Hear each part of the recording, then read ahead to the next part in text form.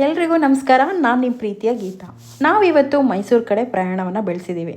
ಮೈಸೂರು ಅಂದ ತಕ್ಷಣ ನಮ್ಗೆ ನೆನಪಾಗೋದೇ ಮೈಸೂರು ದಸರಾ ಅಲ್ವಾ? ಹಾಗೆ ದಸರಾ ಅಂದ ತಕ್ಷಣ ನೆನಪಾಗೋದೇ ಈ ನಮ್ಮ ಮೈಸೂರಿನ ಅರಮನೆ. ಸೊ ನಾವಿವಾಗ ಮೈಸೂರಿನ ಅರಮನೆ ಕಡೆ ಬಂದಿದ್ದೀವಿ.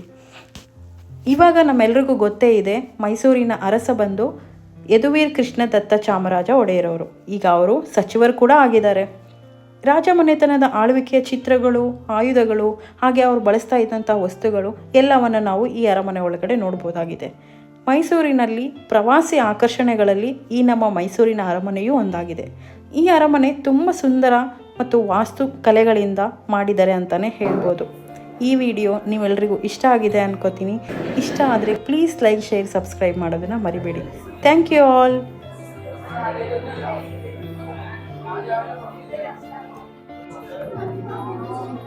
ಎಷ್ಟು ಸ್ಮಾಲ್ ಡಿಸೈನ್ ಕೂಡ ಎಷ್ಟು